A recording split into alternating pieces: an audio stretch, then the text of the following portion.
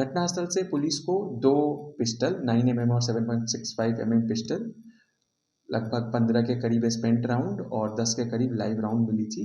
उसके अलावा मोबाइल और उसके कुछ पर्सनल सामान थे। सर, पहले गोली पदभार ग्रहण करते ही बिहार डीजीपी ने साफ तौर पे कह दिया है कि अब पुलिस पर हमला करने वालों का जवाब भी जवाबी कार्रवाई में गोलियों से दिया जाएगा। नमस्कार, न्यूज़ फॉर नेशन देख रहे हैं आप, मैं हूं अनिल। ताज़ा मामला का अगर बात करें तो बीते दिनों 13 दिसंबर को हुए मुठभेड़ में एक कुख्यात अपराध कर्मी अजय राय को एसटीएफ और पटना पुलिस की कार्रवाई में ढेर कर दिया गया है।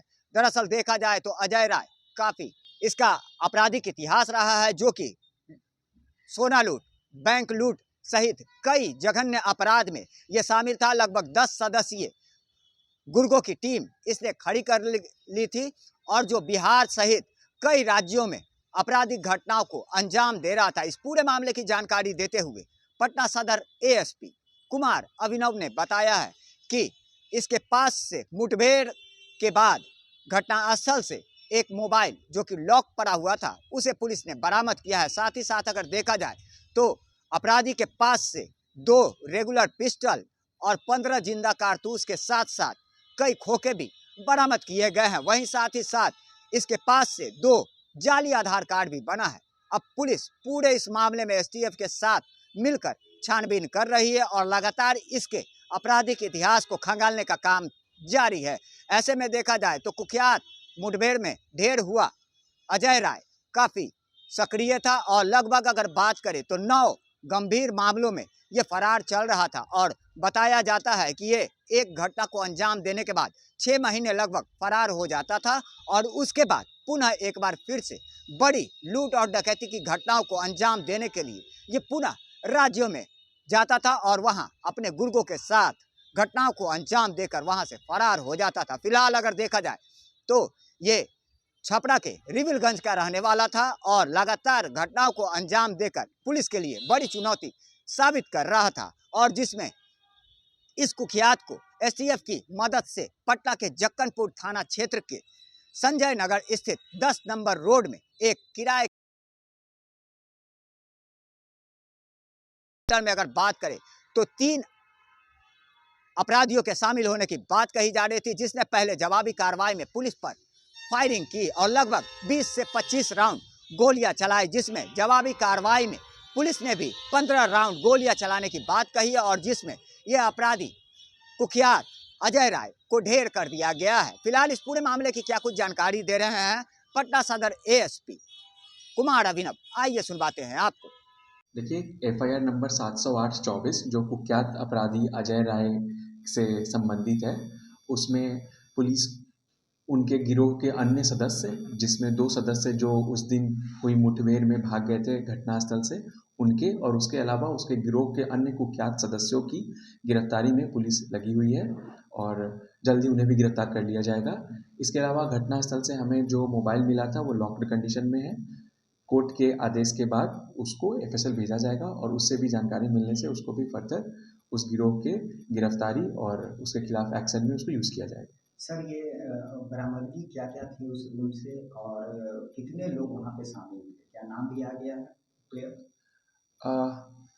उस समय जब पुलिस वहाँ पे गई थी तो उस गिरोह के 2 अन्य सदस्य, जिनका कि फेक आधार कार्ड हमारे पास है, वो वहाँ से पुलिस को देखते भाग निकले थे अंधेरे का फ़ायदा उठा करके।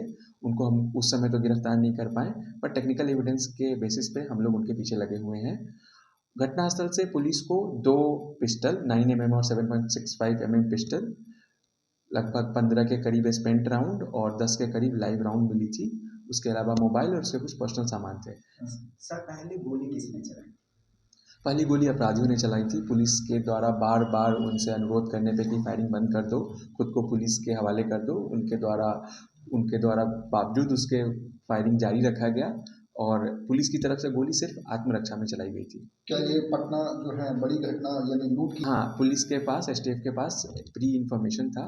ये लोग इससे पहले भी अनेकों लूट, बैंक लूट, डकैती, आर्म्स एक्ट के केस के अभियुक्त हैं और पुलिस के पास पुख्ता खबर थी कि ये बड़ी लूट की घटना को अंजाम देने के लिए रेकी करके और फिर यहाँ पे रह रहे थे। सर अजय राय अभी इस पे 9 सीरियस मामले जो हमारे सामने हैं, अन्य मामलों की भी हम जांच पड़ताल कर रहे हैं, बट 9 काफ़ी सीरियस मामले इसके अभी तक सामने आए हैं। पुलिस इसके संपत्तियों को भी बिल्कुल, अगर इसकी संपत्ति क्राइम के थ्रू अर्जित की गई है, उसे भी सीज करके और न्यायालय में उसको भी प्रोड्यूस किया जाएगा। बेसिक ये रहने वाला कहाँ था?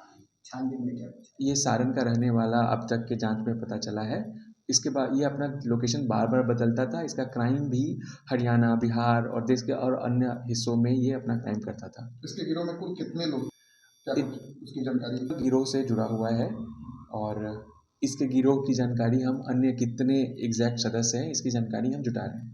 सर शुरुआती कहा जा रहा है कि ये अपने टेम्पू चोरी से अपराध जगत में इसने पैर रखा, उसके बाद ये धीरे धीरे तो क्या जेल गया, उसके बाद जेल में दोस्ती के बाद ही अपराध? छोटे छोटे क्राइम से अपना ये क्राइम का जो इसका साम्राज्य था वो शुरू हुआ था और उसके बाद हाँ ये बड़े बड़े क्राइम की तरफ बढ़ गया था। काफ़ी ही बड़ा ये थ्रेट था और एक बहुत बड़ी घटना को अंजाम देने के फिराक में था जिसकी कि एसटीएफ के पास पुख्ता जानकारी थी।